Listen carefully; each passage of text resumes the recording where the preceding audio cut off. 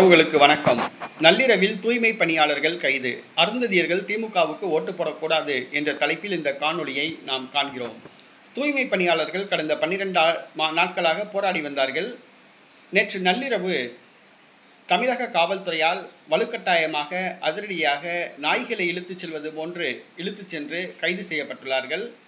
அவர்கள் சிறுநீர் கழிப்பதற்கு கூட, மலம் கழிப்பதற்கு கூட அனுமதிக்காமல் கழிவறைகளை பூட்டி விட்டார்கள். அந்த அளவுக்கு திமுக அரசு ரொம்ப கொடுமை செஞ்சிருக்கு. இதை மக்கள் புரிந்து கொள்ளணும். இன்னைக்கு 12 நாட்களாக தூய்மை பணியாளர்கள் பணி நிரந்தரம் கோரி, உரிமைகளை கோரி போராட்டம் நடத்தினாங்க.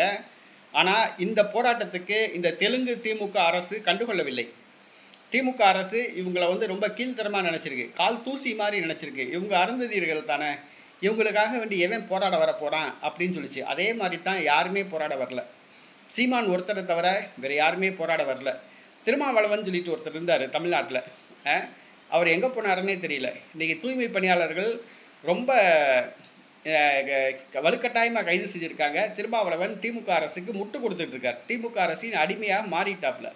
அடுத்து நாகை திருவள்ளுவன் தமிழ் புலிகள் இயக்கத்தை சார்ந்தவர். அடுத்தது ஆதி தமிழர் பேரவை அதியமான், ஜக்கையன், இந்த அருந்ததியர் தலைவர்கள்லாம் எங்கே போனாங்கன்னே தெரியல. அவங்களாம் திமுக கிட்ட ஒரு சீட்டுக்காக வேண்டி அறிவாலயத்தில் மண்டியிட்டு கிடக்கிறாங்க. அதுதான் வேதனையான விஷயம். இன்றைக்கி தூய்மை பணியாளர்கள் போராடுறாங்க. நாகை திருவள்ளுவன், அதியமான், ஜக்கையன் இவங்களாம் எங்கே போனாங்கன்னு தெரியல. வன்னியரசுன்னு ஒருத்தன் இருந்தான், அவன் எங்கே போனானே தெரியல.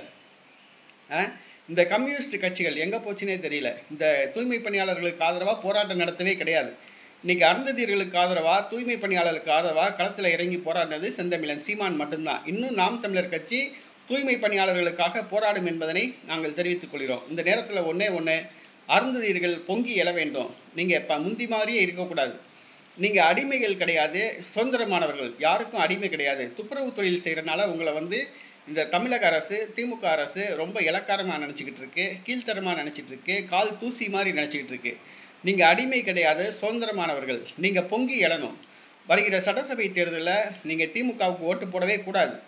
ஏன்னா தூய்மை பணியாளர்களை அந்த அளவுக்கு கொடுமைப்படுத்தியிருக்கு. 30 வருஷமாக பணி நிரந்தரம் செய்கிற போராடியவர்களை நாயை இழுத்துட்டு போகிற மாதிரி இழுத்துட்டு போய் கைது செஞ்சுருக்கு. ரொம்ப வேதனையான விஷயம்.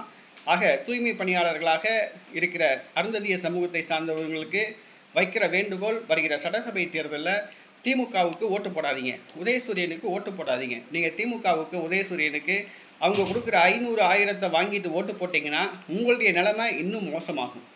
சரிங்களா? அதனால் நீங்கள் இந்த அரசாங்கத்தை தேர்ந்தெடுக்கக்கூடிய துருப்பு சீட்டு உங்கள்கிட்ட கொடுத்துருக்காங்க. அதுதான் ஓட்டு. அந்த ஓட்டை போட்டு ஒரு நல்லாட்சியை தேர்ந்தெடுங்க. உங்களை இழுத்துட்டு போச்சு பார்த்தீங்களா, அந்த திமுக அரசுக்கு ஓட்டு போடாதீங்க. அந்த திமுக அரசுக்கு தகுந்த பாடம் புகட்டுங்க. அப்போ தான் அடுத்து அவங்க பயப்படுவாங்க உங்கள் மேலே. சும்மா அவங்க கொடுக்குற அந்த 500 1000 ஒரு நாள் சாப்பாட்டுக்கு போயிடும். அதனால் தயவுசெய்து அருந்ததியர்கள் வருகிற சட்டசபை தேர்தலில் திமுகவுக்கு ஓட்டு போடக்கூடாது என்று தெரிவித்துக் கொள்கிறோம்.